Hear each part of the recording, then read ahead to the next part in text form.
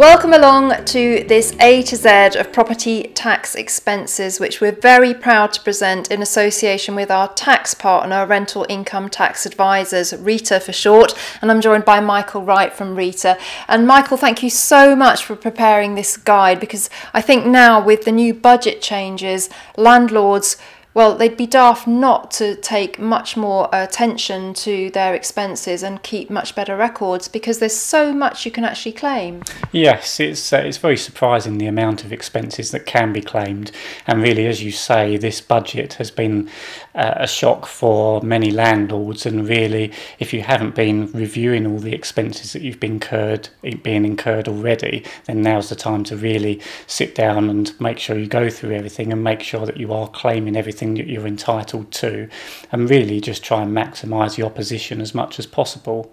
Absolutely, and we've got the full list of the A to Z expenses below this video, so do work through them and see where you can claim. But are there any sort of claims that you feel a lot of landlords kind of don't claim but actually could make quite a significant difference? Well, one in particular that we did feature in the video is the mortgage arrangement fees, which is regularly forgotten about and missed out. And other professional fees. And other professional fees as well. In particular, though, the arrangement fees, it's good to make sure you have got all of these included, as that will fall under the budgetary changes. The budget mentioned mortgage interest, but it does also include all other costs of incurring finance, such as the arrangement fees, broker fees, and so on. Well, that's a big thing to lose, actually, isn't it? Yes, so yes, it's like I mean, similar to the wear and tear allowance as well. You know, they're going soon, so it's worth getting your claims in now and at least getting something back at this point. Yeah, very good advice. Now, I guess landlords are going to have to become better record keepers. What would you recommend? Because there are such things as keeping perhaps a mileage log of visits that are involved in the property business. Yeah, I mean, we through Property Tribes, we do have the record keeping spreadsheet, which we've been told is very useful. It does allow you to cross-reference it to your original invoices. Mileage logs are also very important to keep, as they'll record the journeys that you've made and the reasons that you've gone there.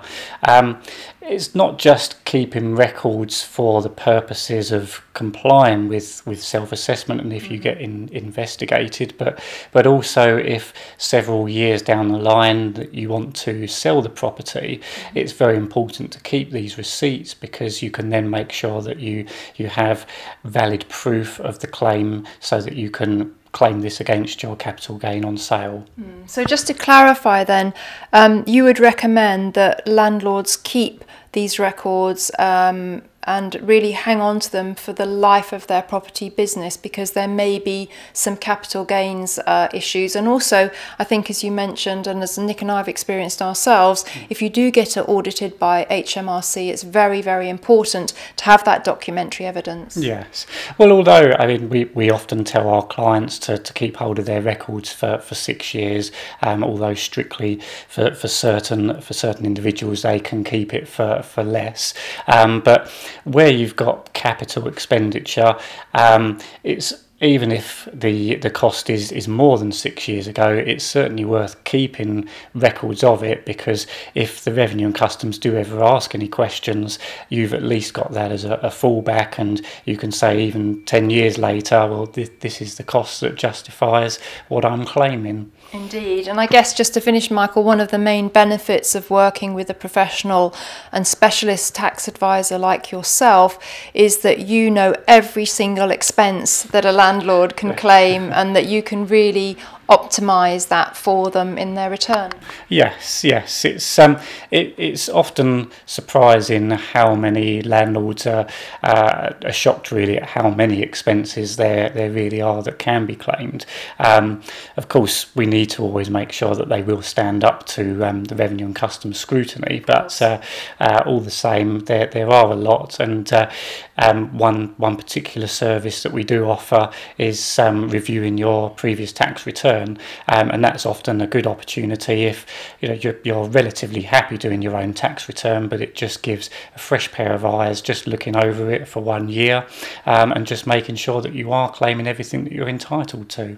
Oh, fantastic. And thank you so much for helping us compile this A to Z of landlord and property expenses. The full list is below, and we'll also put in a link to Rita's record keeping spreadsheet as well. Okay. Thanks very much for your support of our community, Michael. You've made such a great input here. Thank you. Thanks.